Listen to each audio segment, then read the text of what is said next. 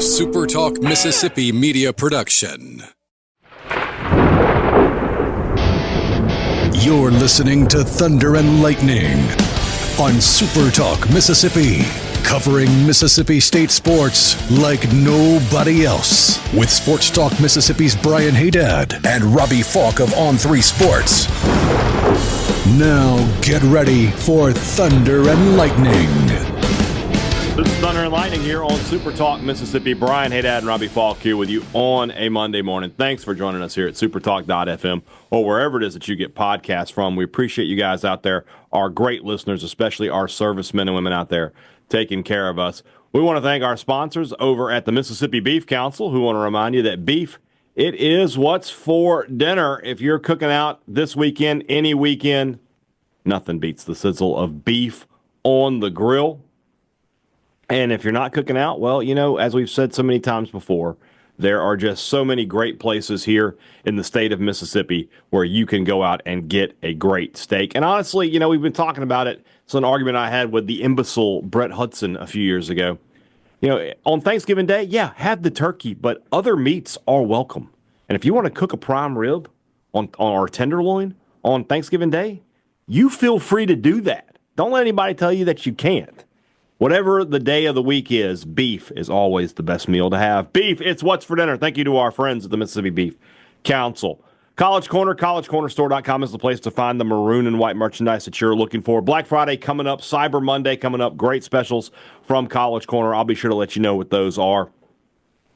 And whatever day it is you shop at College Corner, you know that you can find great Mississippi State gear for the person, for the Bulldog in your life. You know the Christmas holidays are coming up. You're going to put some stuff under the tree that says maroon and white. You want to do it at College Corner. 2 locations in the Jackson area, Ridgeland by Fleet Feet, Flowood by the Half Shell, or you can shop online, collegecornerstore.com.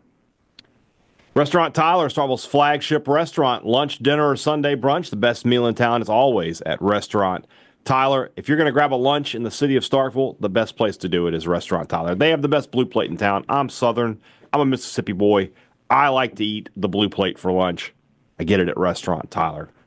Brian's special, blackened catfish, cheese grits, mac and cheese. Let me get an extra fillet of that catfish on there. I like 2 fillets. It's a little more, but it's totally worth it. And I'll even eat that delicious sweet potato cornbread. That's a lunch for Brian Hadad. It could be your lunch, too. Just head over to Restaurant Tyler. Priority One Bank, 16 locations to serve you throughout central Mississippi. Let PriorityOneBank.com be your guide and show you not only where they're located, but show you how they're going to help you invest, how they're going to help you manage your money, how they're going to help you prepare for the future. Now more than ever, when you have questions about your money, you can't afford to wait around. You can't afford to be, getting the runaround and being on hold and all that kind of stuff. This is the holidays, man. I got questions. I got stuff to do. I need to know right away. That's why you want to deal with the level of service that you get at Priority One Bank. Let Priority One Bank make you their priority.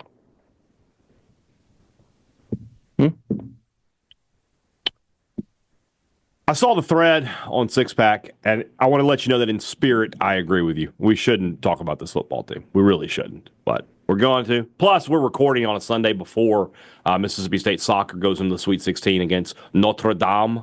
So that'll be for tomorrow. So tomorrow's show will be a little bit. We'll talk a little bit about what Levy says at press conference, but we'll do a little heavier basketball and soccer recap on tomorrow's show. Mississippi State falls to Missouri, 39-20 is the final score. Robbie, you're muted. I'm muted. You're muted on here. Okay. Have a little common sense, Brian. Have a little common sense. I will not.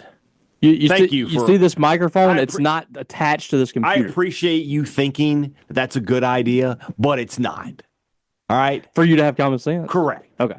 So you're going to sit there and let me make mistakes. Okay. And if you don't like it, the door's right there. I screwed up and I'm sorry. Let me just sip my tea. Yeah. So anyway, 39-20 was the final score. If Eli Drinkwitz had gotten his way, it might have been 46-20. He wanted to score that last touchdown when Mississippi State was talking smack down 3 touchdowns and on the goal line. They're taking a knee to try to save you some embarrassment, and you're going to talk smack to them? Drinkwitz, I know Drinkwitz gets a lot of stick because he's a bit of a dork. And he's a dork. But he likes to talk smack. He's a dork with like a ton of confidence. It doesn't make any sense. Hey, man, more power to him. Shout out to all the dorks out there. I'm one of them. But if Brian Hadad's on that sideline, I'd have been like, punch it in. Punch it in. And we're going for 2 again. I think it was still a little douchey for him to say what he did on the sidelines, though. I mean, it was over the top. I mean, yes, State should have shut up, but when I supported Rick Ray and what he said on the sideline that time, I won't have a double standard. Yeah, but that was Marshall Henderson, wasn't it? You're not wrong. I'm just saying, though. The game looked exactly like I thought it would. Let's find out what Robbie thought, because we'll go right now and we'll ask him. You know, you always get to do the different voice. Let me tell him, Faulk. I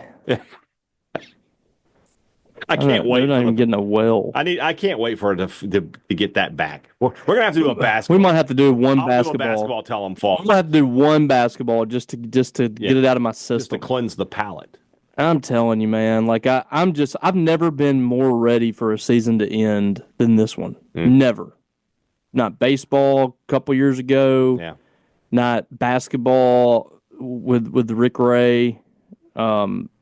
Never had a season I've been ready to end like this one. I mean, and it comes after a year where I was very much ready for the season to end about midway through too. I mean, this is just I really don't know where this is headed. I have no clue. I asked Jeff Lebby yesterday, what do you have to do to fix this defense in the offseason? And then a follow-up to that, do you feel like this staff is capable of doing it, the one that they have in place? And, he has a lot of confidence in that. Mm-hmm. I do not. I don't think that this is going to be fixed by this staff. I really don't. When I look at what they got, what they're offering right now, they're offering a bevy of JUCO guys. We talked about this last week, and I didn't have a problem with, a handful of guys getting offered, because you do need to fill those spots. And I don't think high school guys are going to help you next year. Mm-hmm. So getting guys that have college experience, and then you go to the transfer portal. We're seeing a new JUCO offer every day. Mm-hmm. I mean, there's a possibility they add double-digit JUCO players. That's scary to me. In the year 2024. Yeah, it's scary to me, because I don't think that the talent level is as high as it used to be in junior college. So relying on that, it can be scary. I mean, what JUCO guys do you see truly impacting the game for Mississippi State this year? They picked up Ashun Shepard and Brian Lanier last year, and Brandon Jennings, and you hardly notice those guys unless there's a bad play happening. So it is a scary deal. But just touching on the game a little bit, it was the same game that we've watched, I feel like, all season long for Mississippi State. They dig themselves in a hole in the first half. They're down by almost 3 scores, and in the second half they play a little better, and they give you a little bit of hope, early fourth quarter, and then it just dashes away. And it'd be different if they were just getting beat by teams that were significantly better, more talented, things like that. They're doing dumb things. They're not executing. They had 3 possessions yesterday that they should have scored on, and they ended up getting 6 points out of 3 possessions. Yeah, that was killer. You got the fumble. Michael Van Buren fumbles the football when State had all the momentum. Missouri was in a tailspin early. You should have been up in that ball game by 2 touchdowns. And instead, you go from 3-0 to down 7-3, and you never recovered from that. So this team just doesn't know how to win. I don't think that this coaching staff knows how to win yet. And this is what happens when you hire a first-time head coach and a first-time defensive coordinator. There is hardly anybody in a position of power, including, you have first-time athletic director too. Mississippi State has a lot of people learning on the job right now. And I think that's what you're seeing. I think you're seeing people that they're trying to scramble and figure things out. They don't really know the fix. They don't really know what to do. But whatever it is isn't working right now. And as we sit here on November 24th as we're recording this, and we're getting into a week where Mississippi State has the possibility to get bludgeoned against Ole Miss on Friday, I don't know what the future holds for this team, for this program, for Jeff Lebby, for Zach Selman, for all of them. I don't know what's going to happen. I really don't. But right now, this football program is a mess. It's a mess, top to bottom. Game day atmosphere, game day experience. What they're doing. Behind the scenes, like the football, everything else seems to be in good shape at this school, but football.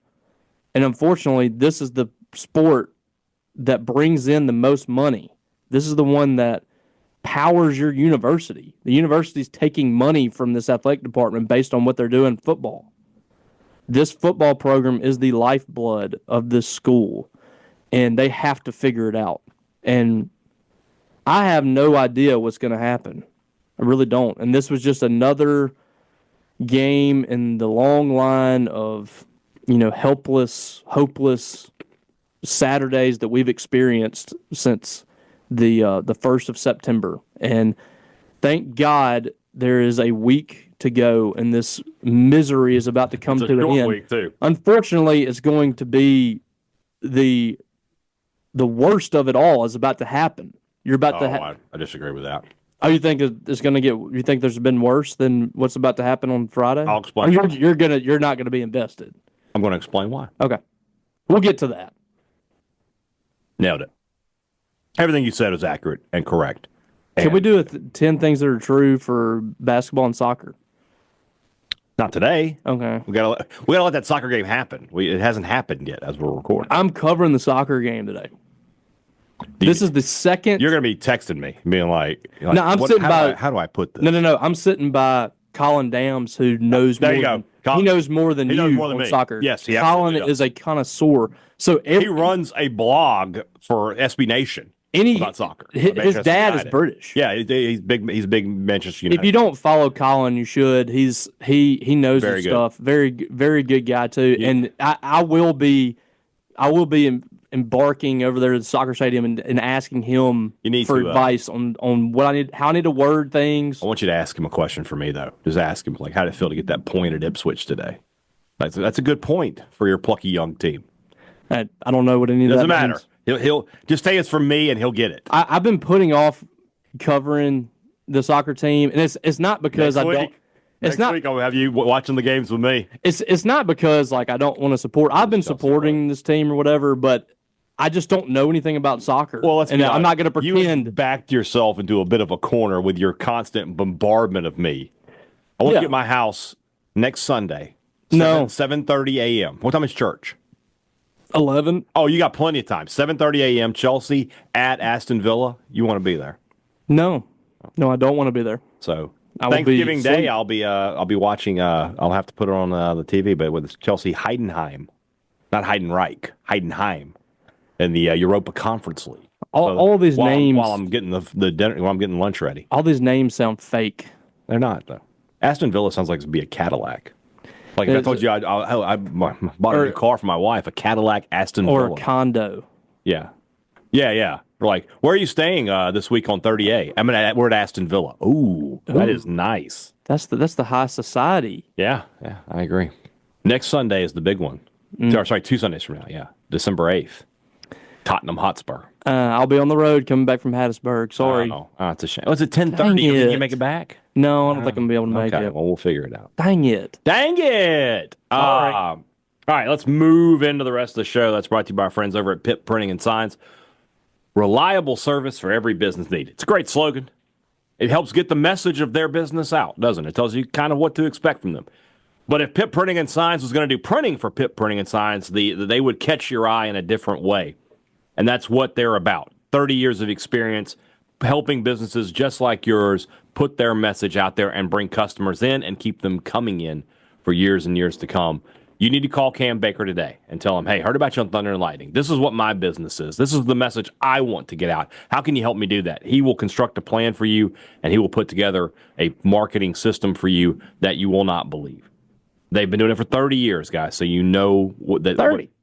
It doesn't have the same bite to it, but either way, call them today at 601-499-5216. When you need printing, call Pip Pip today. Two Brothers Smoked Meats in the heart of the Cotton District is the place to find the smoked Southern soul food that you are looking for, and you certainly are going to be looking for it. If you're going to be around Starkville anytime soon, basketball season is here. Next Wednesday is the next home game. If you're going to be here, that's an 8:15 tip. What does that mean? It means you can get the Two Brothers and grab dinner and then head over to the hump, and it's going to be fantastic. That sounds like a really good day, so maybe you should do it. Two Brothers Smoked Meats, and of course, the older brother, Starkville's best new restaurant, the home of the fancy sandwich, and I feel like I'm underrated them the past few weeks, but the best French fries in the city of Starkville. If you want great French fries, you love French fries. French fries. Love fried fries. I love fried potatoes. Fried French. Fried French food. No. French fries. We'll go with French fries. Remember when we used to call them freedom fries? Yeah, that lasted for like a month.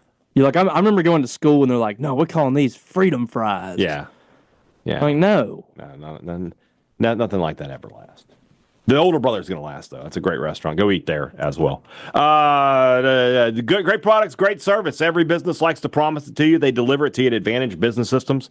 They've been doing it now for 50 years. 50. When you need technology for your business, call Advantage Business Systems. If you need a new copier, a new printer, new laptops, all of that is available at Advantage Business Systems. Great name brands, great prices. But the service after the sale is what they're known for, and that's what's kept them open for 50 years, is knowing that when you have a problem with something that Advantage Business Systems sold you, they can take care of it for you, a lot of times the same day. Why? Because they're in Mississippi just like you. 601-362-9192, or you can visit them online, absms.com. Find out how Advantage Business Systems will help your business do business. Before you go to the games, you need to be headed over to Maroon & Co. to grab yourself some new gear. Simple as that. If you're in Starkville and you need Mississippi State gear, Maroon & Co. is the place to get it. They have the biggest and best selection. They got stuff nobody else has. They are the exclusive provider for the Bulldog Initiative. The coaches are the hoodies, the polos, the stuff the coaches wear. It's at Maroon & Co. Use our promo code Thunder15 to save 15% off regular price. Some exclusions do apply. Before you go to your next game in Starkville, make sure you head to Maroon & Co. Robbie, I have 8. I have 8 things that are true. The things that are true are brought to you by the good folks over at Bell Building Supply, your platinum Big Green Egg dealer here in the Golden Triangle. If you want to get the top-of-the-line grilling apparatus, go to Bell Building Supply and talk to Wes, and they will take care of everything for you. If you're cooking out on anything other than a Big Green Egg, you're missing out. Yeah, you put your little pellet grill out there and you set it and forget it. I get it. I understand. But if you still want to cook over live fire, like some of us do, but you want that convenience and that ease, that's what the Big Green Egg gives you. Once it's locked in, and the meat is just cooking, and it can cook. You can go low and slow. You can do a pork butt, a brisket, whatever you want on there, but you can go hot and fast. You can put a steak. You can get that thing hot enough to cook a pizza in there. That's the awesome power of the Big Green Egg. Bell Building Supply, Starkville's premier and platinum Big Green Egg dealer. I got 8 things that are true, Robbie. We're just going to dive right into them. I'm going to go through some. We're going to go through some names here, okay? A coach's year one is a great barometer. Jackie, Dan Mullen, much better year one from what they took over. Kroom, Moorhead, no. Leach is an outlier because he changes your. Nobody's running that system, right? It's not like Mullen from Moorhead. It was not this drastic change that necessitated being worse, right? Leach from Moorhead, you were going to have some growing pain. And you can go all around. Kiffin was much better at Ole Miss year one than they were the last year of Luke. Freeze was much better at Ole Miss year one than they were the last year of Houston Nutt. Houston Nutt was much better at year one than the last year of Ed Orgeron, so on and so forth. And so I say all that to say a 2-10 first season is not a great start. I guess I'm not telling you anything you didn't know, but that's not going to inspire any confidence that long term it's going to be better. And it's not even just the 2-10 record. To me, it's I think people can kind of get over the fact that they're 2-10. If it looked promising, if you could really sell, well, the defense is going to be better. You got these guys coming in on the defensive side that's going to be able to help. These guys are coming in on offense. You got a young core offensively. I don't have a whole lot of, confidence right now. I mean, I don't know. I don't know what the recruiting class is going to look like. I don't know what the transfer portal class is going to look like. On the flip side, things could change really quickly for Mississippi State, and Lebby can be Kenny Dillingham. Mm-hmm. That's the alternative is Jed Fish. Is Lebby could turn this thing around quickly, and those two guys didn't have top 5 transfer portal classes. They just got guys in that fit their system, and they believed and it worked. So, I mean, that's kind of the thing to me, though, is like the thought process is right now, and we'll see if it comes to fruition, that Coleman Hutzler is going to keep his job, which I don't remember a guy at Mississippi State on either side of the ball that had a unit that was last in the country in several categories that was able to stay on and coach again the next year. That would be a little weird. Yeah. I mean, it's not really what Mississippi State's done in the past. It's not really what a lot of people do in the past. We've seen people get fired mid-season for having much better defenses than what Mississippi State's put on the field. So that would be, to me, a red flag. It would be Jeff Lebby just basically saying it's the talent, not what we've seen. And we've seen that there's been issues with the scheme, with what they're doing defensively, and the fundamental part of it. They're not tackling well. They're misaligned. They don't really know what's going on. They're not super disciplined. That stuff is coaching. That stuff falls on Coleman Hutzler, and he's a guy that's learning on the fly. He's never coached a defense like this. So it's alarming that you should sound an alarm if Jeff Lebby says everything's fine, we just need better players, and the players they're going to get are junior college guys. Yeah. Unless they go out and they go kill it in the transfer portal, and we see NFL caliber players replace the ones that we've seen on the defensive line, then it's going to get rough again next year, and the schedule is even more brutal next season. Yeah. Number 2, Mississippi State, 1st and 10 at the Missouri 32 in the first quarter, leading 3-0 following back-to-back 3-and-outs for Missouri, was the high point of the season. That was the best moment of the season thus far. That moment. Do you know the Louis C.K. joke about vacation?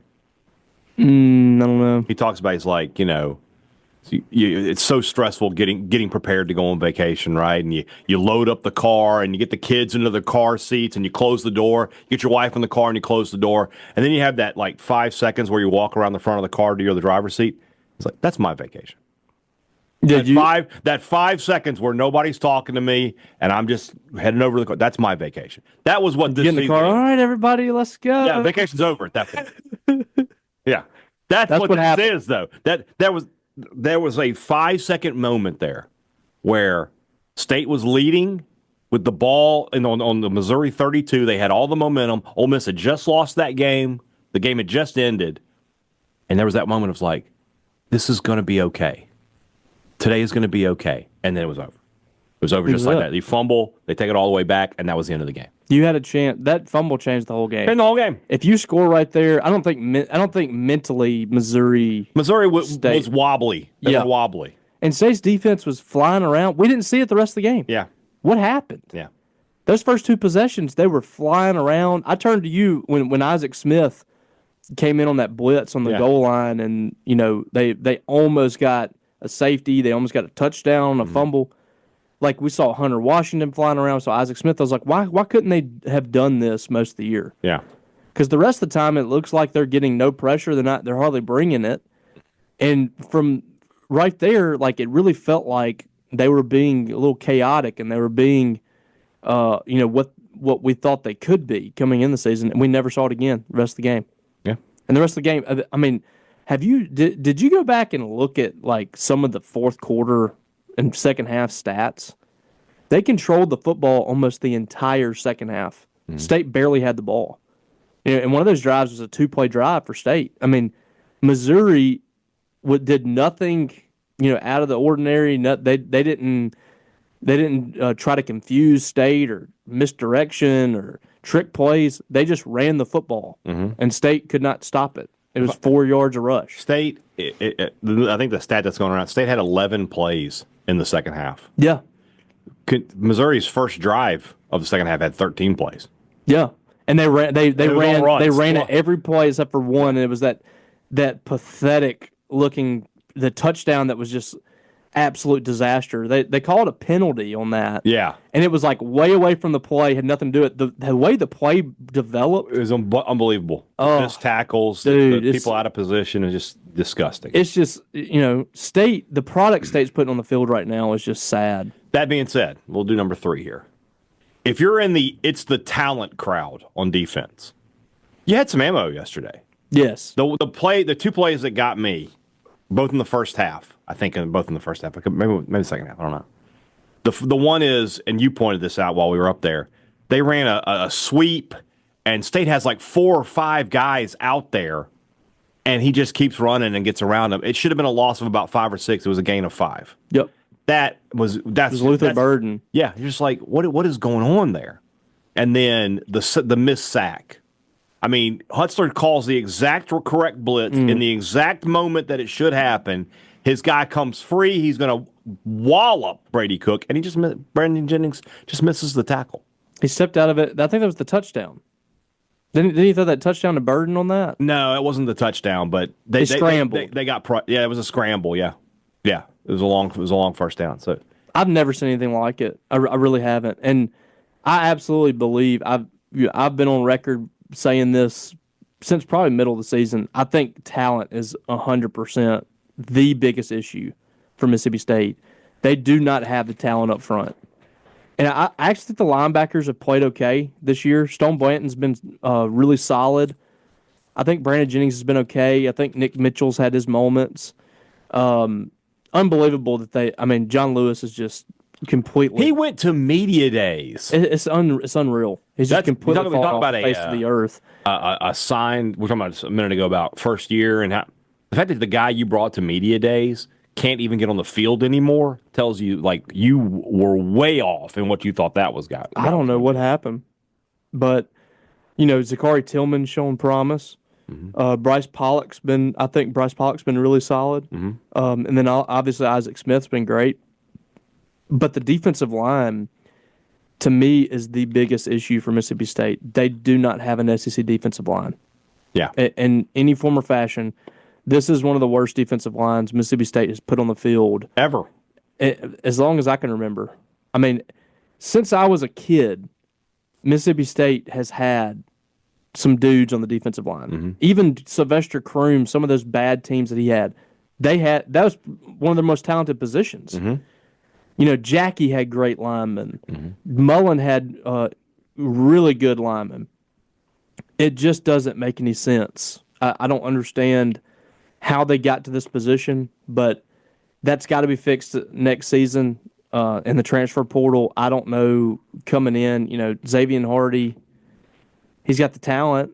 The numbers weren't great this year at EMCC, but I imagine he was probably picking up double teams, stuff like that. He's got to be great. He's got to be great for Mississippi State to take that jump. Yeah. Some of these guys have got the ones that they have here have got to make a jump. But that to me is the biggest. The talent issues up front is a problem. It's rough. It's really bad. Number 4. You can see why it's important for State to get back Blake Shapen. I like Van Buren. He's talented. He's a true freshman. I feel like he's playing above his head at times. You've got to have a veteran guy there to at least try to win the job and see if he can. And at least healthy. Challenge Van Buren to get better, to where he's going to get better. Exactly. I think he just hit a freshman wall. I agree. because you still see the talent with him. Like it's evident. But yeah, you definitely need a veteran in there that's going to make this a real quarterback battle in the offseason. If they can convince Blake Shapen to stay, I get the arguments from people that he's not healthy and he's going to get hurt. I get that.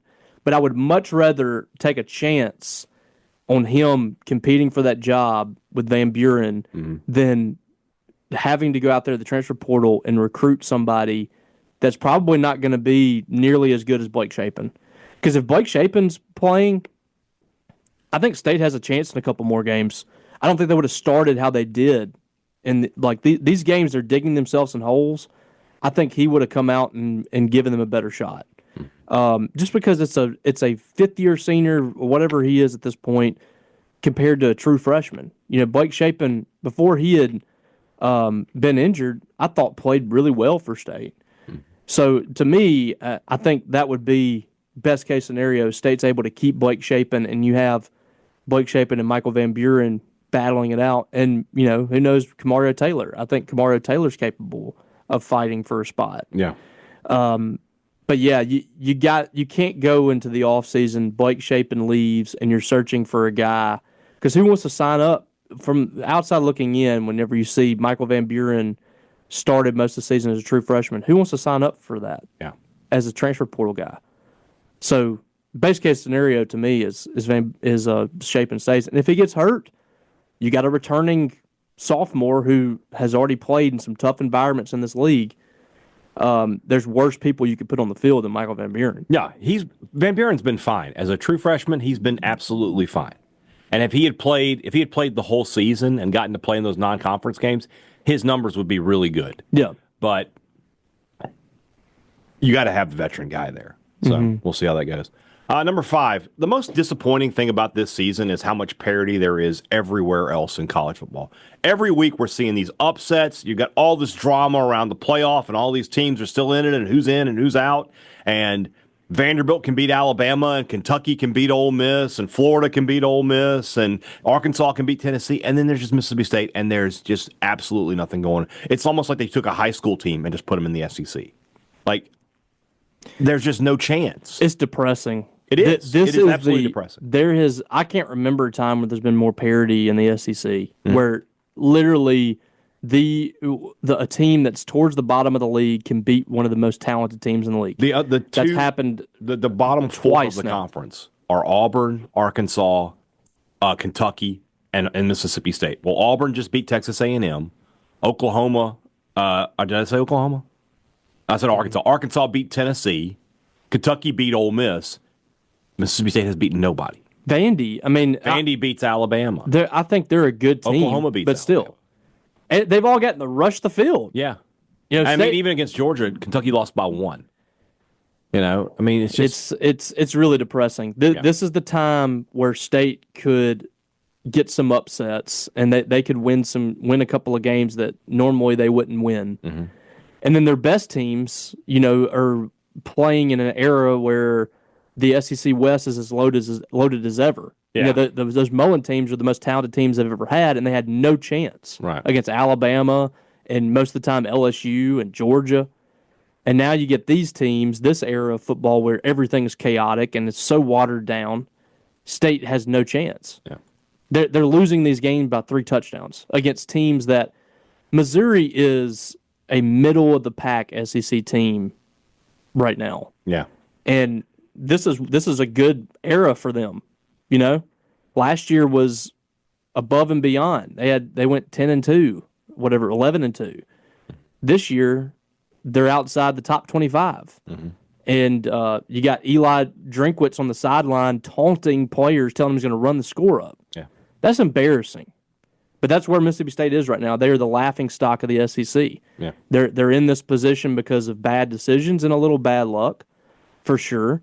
Bad evaluations, bad recruiting, bad development. This staff's really struggling to figure out what they're supposed to do.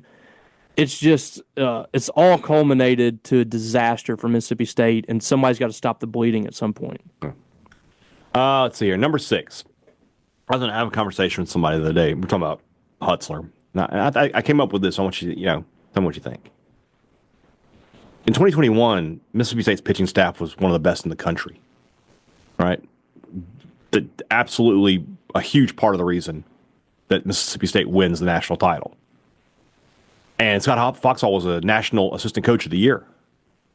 But when his unit starts putting up historically bad numbers, there wasn't any hesitation. He had to go. And they fired him midseason. And there's nobody that wanted to do that less than Chris Lemonis. And Chris Lemonis did not want to do it. He did not want to do that. But he knew at that moment, he's like, it's him or me. Yeah, because the first year was like, what's the problem? And in year 2, it was, there's the rat. But that's the thing. I smell something. It's that. And that's the thing. Like, Foxhall had the credit in the bank to survive a bad year. We were coming off a national title. His pitchers had been dominant. And they had all those injuries. Sims goes down, and like, okay, we'll give him another year. But in the next year, when they were the worst pitching staff in the SEC by the largest margin, right? The same way Mississippi State defensively is by the worst, by the largest margin, you had to make the move. And Hutzler doesn't have any credit in the bank here. All right, he came in year 1. They're this bad right away. He's got to go. Well, last year they did that with Zach Arnett. Yeah. I mean, they realized this. He had there's more no credit way in the bank than Coleman Hutzler. I've got to know. I mean, there's no other way for us to ask a question to Jeff Lebby that's going to get the answer that we want. Yeah.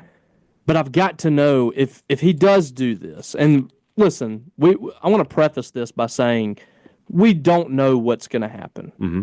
We have ideas. We've talked to people, even people inside the department that I've talked to, and people even inside the football program have said, we don't know. We don't know what's going to happen. We think he might stay. We have no clue. I don't know if Jeff Lebby's made that decision yet. Right. If he does make the decision, I need an honest answer why. Mm-hmm. Because there is nothing that I've seen to this point. I can't look out there and just say, like, Ole Miss, DJ Durkin's first year, which I think was Kiffin's first year in 2020. Mm-hmm. They were in position all the time. The defense was in position, and you were just like, they just can't make the plays. Mm-hmm. Like, I remember they would have people right in the face of the running back, and he would just sidestep them and run right past them. That was a talent deficiency issue. We could see that they just didn't have talent. And the next year, Durkin had them playing significantly better football. Added a few players, and they were good. And that was, the guy that a lot of people wanted to be on Mississippi State staff this year, but it didn't happen. Mm-hmm. This year, we're seeing misalignments. We're seeing players, look to the sidelines with their hands up. We don't know what's going on.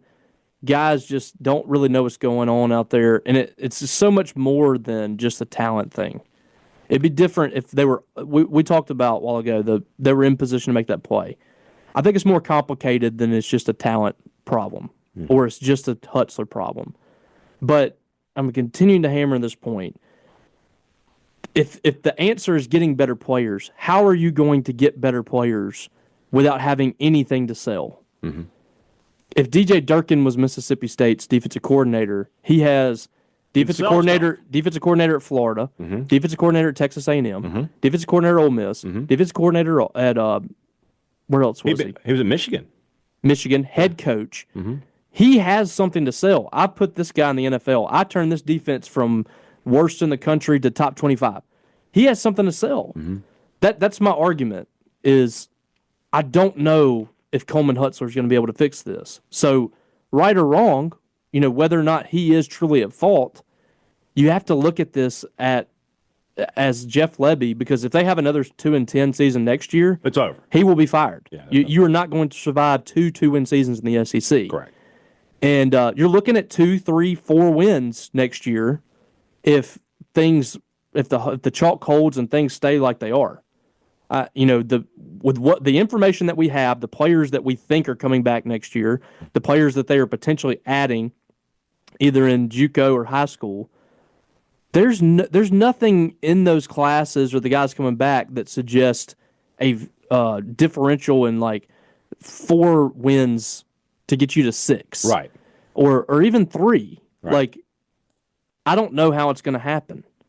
So I would like to know if this is the route that Jeff Lebby goes, which is opposite of what literally everybody in the fan base believes, except for a fringe 1% out there that are they just go against everybody else, then I need to know why.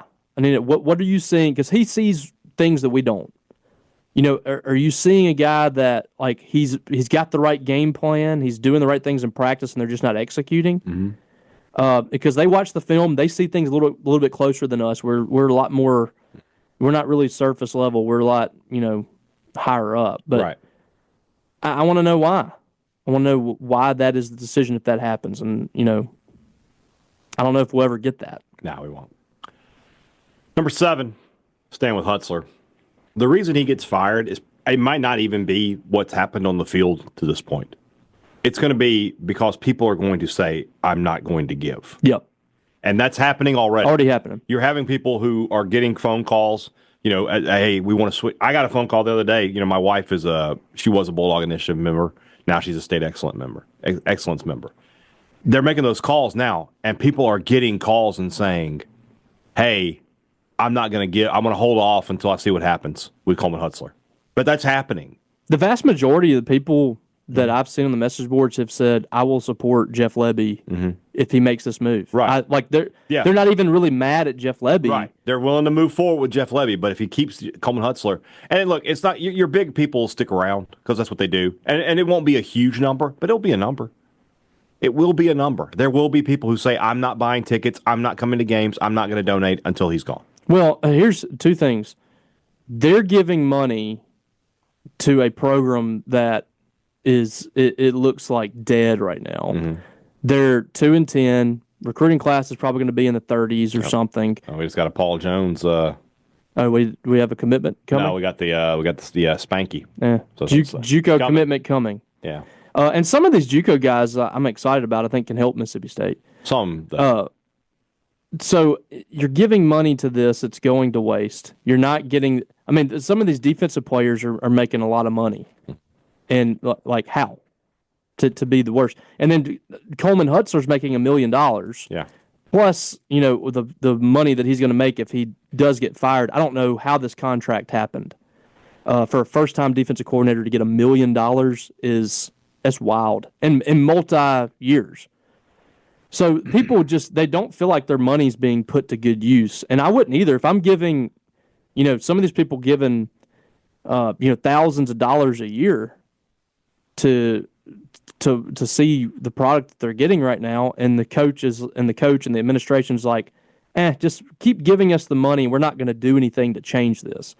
That's going to tick a lot of people off, and it's something has got to change. They've got to listen to their customers more. These are the people that are funding the whole thing, and the new IPF coming. Yeah, that's going to be funded in large part with donors. Yeah. So I mean, at this point, the fans are funding more than anything. They deserve a say so in what's going on. What's the old saying? Like, if you listen to the fans, you get to sit with the fans. That's not true anymore. To a certain extent, right? Because you're asking the fans to do everything everything your football. Yes, okay. I saw it. Yeah, I don't know what happened there. Darkness has fallen on Robbie Faulk. Good. It's like it's Paul Bearer here. Oh, Robbie Faulk, my Undertaker will destroy you. Oh man, right. Last one.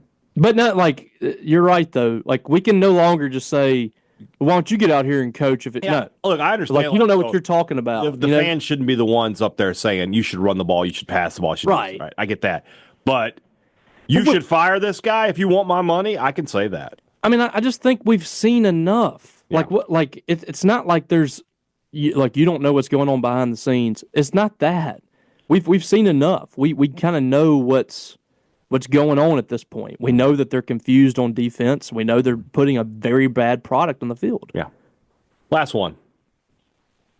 There is nothing that can happen on Friday that's going to elicit any kind of emotional response from me unless it's positive. So what's your prediction on Choctaw County and East Webster? What a game. I can't wait I wish I could go to that. I'll be there. I know. Lucky you. Choctaw probably wins. I mean, it's just, at the end of the day, the best player might just dominate that game. But that being said, with East Webster, they play hard, man. They do. with Ole Miss in the Egg Bowl. I go into that game and like if State loses 70-0, it literally does not affect me. Like I'm just like I'm walking into Vaught Hemingway that day, expecting it. Say that. So if State wins, I'm gonna be thrilled, happy, and the show that we have on Monday of next week will be an all timer. But the Ole Miss can't hurt me. Say that. They can't hurt me. Jeff Lebby has decided right now that Coleman Hutzler returns. Okay. What is the result that it's going to take for his hand to be forced on Friday? It'd be something similar to what happened with. I think I've always thought that going into the Egg Bowl in 2008, I think Kroom was not going to get fired, and it was so bad that Byrne was like, I don't really have any choice here. And that was 45 to 45. nothing. The issue was, I mean, what was it? They had like 13 sacks or something. Yeah. And State rushed for negative 50 yards. I mean, it was the score was not indicative of how bad a blowout it was, and it was 45-0. And one thing I've always said, and I absolutely believe this: if we could go back in time and Houston Nutt could have found a way to win that game 17-10, he would have done it. Just sandbag a little bit. Just sandbag and let State hang around. If they lose like 50-0, I mean, if there's one thing we know about Mark Keenum is that he values the Egg Bowl. And losing it like that will send the pressure down the pipe. So we'll see. But nothing. I'm not worried about it. The only emotions I can feel on Friday are good ones. Yeah. I'm gonna walk in dead, and if I get Lazarus, that's fine. What's the closest comparison to this in the Egg Bowl over the years? Like what do you? Because like There's not a good one. 17. We were 17-point favorite. Yeah, the State was Ole Miss was kind of dead at that Ole Miss point. went 5 when they went 6-6 that year. They were a decent team. They had good players. They had AJ and DK Metcalf. They had just checked out. Mullen had checked out, and it trickled down. And when Fitzgerald if Fitzgerald doesn't get hurt, not 17. I was thinking 18. Ole Miss. Yeah, that was similar to this, but even then, that Ole Miss team had a ton of talent. Yeah, and to Moorhead did not. I mean, it never felt like they were in that game. He could have run it up on them, and he didn't. And he probably regretted it as soon as Michael Thompson mouthed off to him. But it is what it is. It's crazy. That guy's working at the SEC network now. Yeah, it's insane. I don't have any. Ole Miss going up and down the field. I'm just going to be sitting there doing my job. 08 is probably the comparison. But even that game, I brought that up. I didn't think State was going to be that bad. I thought State had a shot if they could get up early in that game to maybe win. Ole Miss that year was not great. Mm-mm. They lost to Vanderbilt. They lost to somebody else that wasn't that good. They weren't that great, and they could. There's not many games in our lifetime that have just been like you're this. Just so. I mean, 11 was bad. Mm-hmm. 11 might be the actual answer. 11 might be. And State could have beat them way worse. Yeah, if you ever ask Chad Bumpus about that game, he gets mad because he's like, we could have won 70-0. What was it, 31? 31-3, but it wasn't that close. Bradley Soul going for Dwayne Charrington's ankles in the last play of the game. Maybe that should have been the sign with Lebby. Like, they hired that guy? It was always kind of weird. Yeah. But all right. All that we've just said is very important stuff to us, at least. It may not be important to you, but it is important to us. There are other things, however, in this life that are, just as important. Let's talk about something important. Put that coffee down.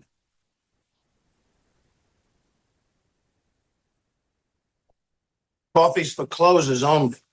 Coffee is for Closers is brought to you by our good friends over at Strange Brew Coffee House here in Starkville, or at Chick and Churn and Spoon Ice Cream. Start your day the right way with a trip to the drive-thru over at Strange Brew Coffee House here in Starkville, or at Brupolo over in Tupelo. It'd be a little weird, Robbie, if Brupolo was in Macondi. That would be a little weird. It sounds like a good ingredient to go in your coffee, though. Can I get a little extra Macondi in my coffee? We have a winner. Yes. Give a shout out to Chip Hoover of Vestavia Hills, Alabama. Honestly, if you put a video with your kids in there, imitating me and Robbie, it's going to tug on our heartstrings. It's going to be tough not to beat it. So, Chip, Strange Brew should be getting in touch with you as we speak, and they will be reaching out to you to get you your gift package sent off. Congrats, Chip. We'll pick winners over the next few weeks So you still have a chance to win. Please send in your tweets to us and let us know where you are and where you're listening to us across the state. Jeff Lebby, no coffee. At the end of the day, this is his job. This is everything that's happening on that field is a result of decisions he's made. I'm tired of picking on other people at this point. I've had enough with Hutzler. I can't deal with that anymore. He shouldn't have had any coffee all year. But Lebby's the top guy. No coffee for Jeff Lebby. Also, I didn't talk about it. The decision to not kick a field goal. Oh, that was terrible. It's 31-20. You have all the momentum. They've missed the field goal. You score. Now you're going to get a field goal here to you scored. They miss a field goal. You drive down. The drive stalls out. It's 4th and 3. Kick the field goal. Make it a one-score game. Keep the momentum. Instead, they go for it and they don't get it. That's a terrible decision. And then he tries to go with the whole Jackie, well, that's what the chart says. No, it's not. That is not what the chart says. It says make it a one-score game. I think the chart does say make it a one-score game. I mean, game. You have and you and I were talking the other day about momentum. About like how people don't people act like it doesn't exist. It exists, and you had it right there. And if you make it 31-23, everybody's gonna be like, man, if they can get a stop, they're going to get this. Every coach will tell you. I talked to Ty Harden from Tupelo the other day about this. Yeah. Momentum is absolutely real thing. Absolutely real thing. He lost to Starkville 2 years ago because of momentum. Yeah, and that is 100%. If they kick a field goal right there and get a stop, yeah, the whole game is different. Yeah, I mean you have to get the points right there. And there were so many times yesterday across college football where the coaches just would not take the points. Lane Kiffin didn't do it. He did it one time, and I think he decided from then on he's not going to do it. But Lane Kiffin didn't do it. LSU didn't do it a couple of times, I think. You got to get the points when you can, and especially in that situation where you can cut it to a one-score game. Yeah. I haven't had a whole lot of times this year where I've said that was a terrible decision by Jeff Lebby. Mm-hmm. I think for the most part he's been pretty clean. That was the one though. That was up there. Yeah. That's fine. In the SEC.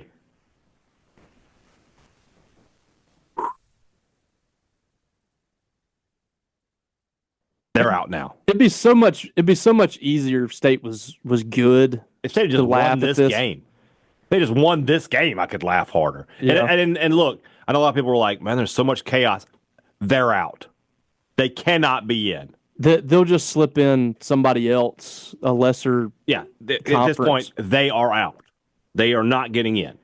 They have 3 losses to Kentucky, LSU, and Florida. Those are all unranked teams. You cannot. They are out. If a 3-loss team gets in, it's going to be Georgia losing in the SEC championship and getting in. Exactly. So they've got they have a 4th loss coming.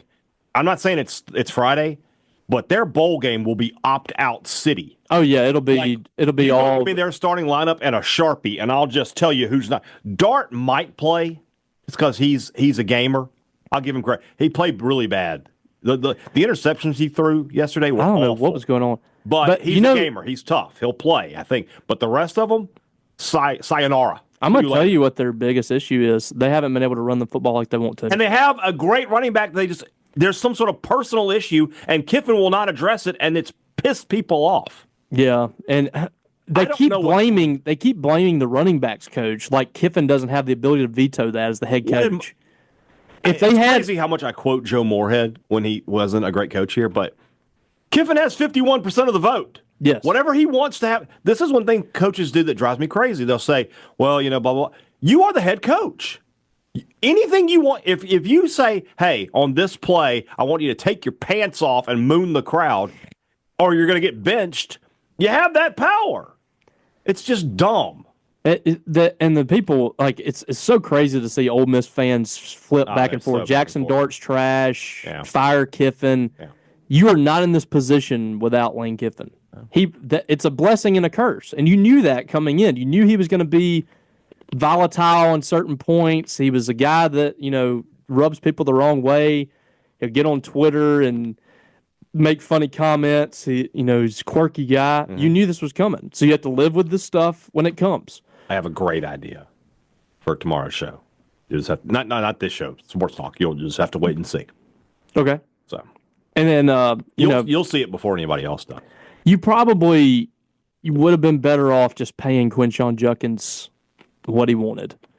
Quinshon Judkins. And I said that the day it happened. And people were like, no, Bentley's better than he is. Okay. He doesn't get to play. If Quinshon Judkins was playing right now, you're undefeated. I don't know if you're undefeated. Who are they losing to? You might be right.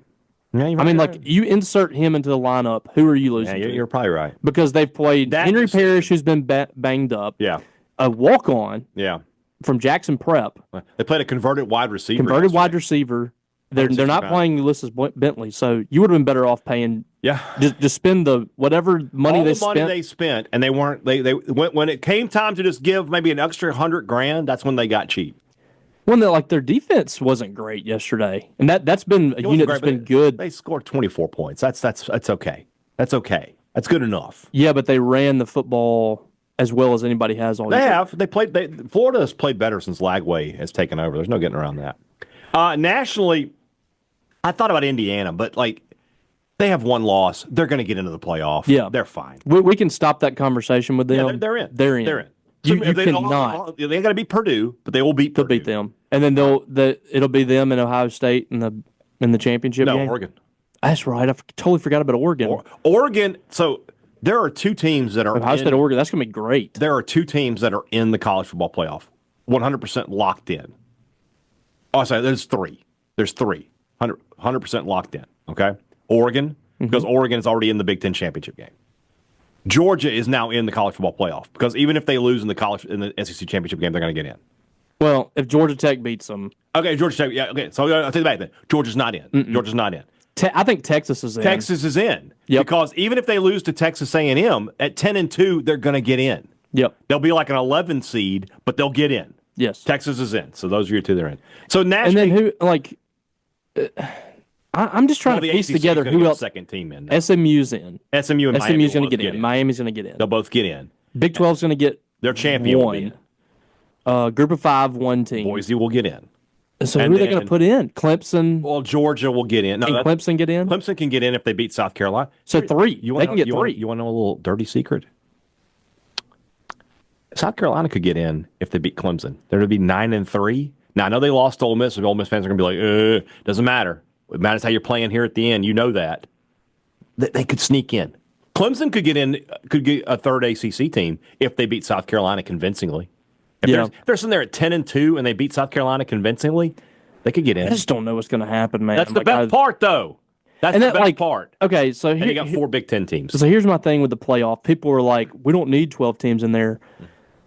I want more football. Yeah, I want less bowls and more important games. I don't care. I don't think that all 12 teams are going to win the national championship. You know what's funny is last week I would have said, man, they really need to expand to 16 because it looks like a lot of good teams are getting left out. And now I'm like, no, 12's good. 12 is perfect. And I don't even think they need to go away from 12. Yeah. I think. So let me get my national one out here. It's Colorado. They've had a tremendous season. They've been way better than I thought they were going to be. Travis Hunter should win the Heisman Trophy. He's the best player in college football. But they had a golden opportunity to lock it up and get into the playoff, and now I don't even know that they're going to make the Big 12 championship. They blew it. They blew it yesterday against Kansas. Kansas is a weird team. They've ruined 2 seasons in a row now, and they if you go back and look at them, they were like 5 plays away from being undefeated at this point. Yeah. Crazy. Colorado gets no – Dion, you know where to find me. No coffee for you. I got the time today, but no time for coffee. Yep. All right. Egg Bowl week. Plenty to talk about. Oh, one more thing that is true here. So it'd be number 9. Hold on. I'm gonna give you the exact number. I'm not gonna tell you anybody's names, but I'm gonna tell you how many I talked to or I texted. Here we go. 1, 2, 3, 4. Where is he? Yeah, 4. I texted 5 former Bulldogs to try to get interviews this week to talk about Egg Bowls. Only one reached out to me. Only one got back with me. So they don't want to talk either, I guess. But Nick Fitzgerald will be with us tomorrow. So we'll talk to Nick and get his thoughts, get some great Egg Bowl memories going with Nick on tomorrow's show. Tomorrow's show also will definitely recap Mississippi State's win over SMU in men's basketball, and we will talk about Robbie heading over to soccer. We'll see if the Dogs can advance into the Elite 8 for the second season in a row, I believe. They didn't go to they didn't get the Elite 8 last year. Didn't they lose the Elite 8? I thought they just went to the Sweet 16. I think Could be wrong. I think they went to the Elite Eight. I'm pretty sure. We'll do all that on tomorrow's show. Plus SEC picks. I'm down 2. I got to make some picks. War Eagle? I don't know. We'll see. Is it at Auburn? It's at Alabama. If it was at Auburn, they would win. I really do think they would. We'll see that. We'll talk about that tomorrow. Guys, have a great Monday. Back with you on Tuesday. For Robbie Faulk, I'm Brian Hadad. Thanks for listening to Thunder and Lightning here on Super Talk Mississippi.